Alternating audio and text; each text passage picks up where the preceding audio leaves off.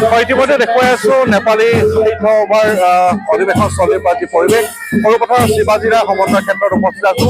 সমন্বয়ৰ আচলতে ভেটি কৰিবলৈ তেওঁলোকে চেষ্টা কৰিছে আৰু এই মুহূৰ্তত মই দেখুৱাইছো যে নেপালীসকলৰ বিশেষভাৱে গোৰ্খাসকলৰ যি নৌমাটি বাজা বুলি কোৱা হয় আৰু তাত একেলগে আচলতে নেপালৰ পৰা যিসকল মহিলাৰ দল আহিছে সুদূৰ নেপালৰ পৰা আহিছে মই মোৰ সতীৰ্থক মই দেখুৱাবলৈ অনুৰোধ জনাইছো যে নেপালৰ পৰা অহা যিসকল মহিলা নৌমাটি দল আছে তেওঁলোকে আচলতে ইয়াত তেওঁলোকৰ যি পৰম্পৰাগত আচলতে যিসকল তেওঁলোকৰ লোকসংগীত এই লোকসংগীত আচলতে তেওঁলোকে পৰিৱেশন কৰিছে। মোৰ সতীৰ্থই দেখুৱাব সকলোৱে একত্ৰিত হৈ তেওঁলোকে এক সুন্দৰ উৎসৱমুখৰ পৰিৱেশত আচলতে মিলিছে আৰু একেলগে আচলতে তেওঁলোকে এই আনন্দমুখৰ বা উৎসৱমুখৰ পৰিৱেশত একেলগে তেওঁলোকে নৃত্য কৰিছে আৰু তেওঁলোকে যিহেতু সাহিত্য সভাৰ বিভিন্ন প্ৰান্তৰ মই কৈছো যে অসমৰ বিভিন্ন প্ৰান্তৰ লগতে আচলতে নেপালৰ পৰা আহিছে, ছিকিমৰ পৰা আহিছে, গেংটকৰ পৰা আহিছে, সকলো আহি আচলতে একত্ৰিত হৈ এই নেপালী সাহিত্য সভাৰ গোৰ্খাসকলৰ যি নেপালী সাহিত্য সভা এই নেপালী সাহিত্য সভাত অংশগ্ৰহণ কৰিবলৈ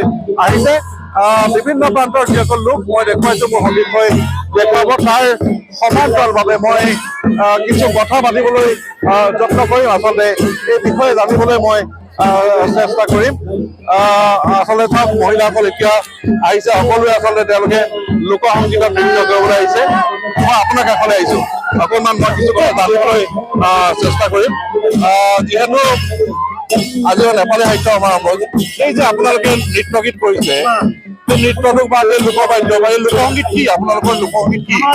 ঝেউৰে কয় নৌমতি বাজা বুলি কয়, ঝেউৰে কয়। এইটোতো নেপালৰ পৰা আহিছে, আমিতো অসমৰে।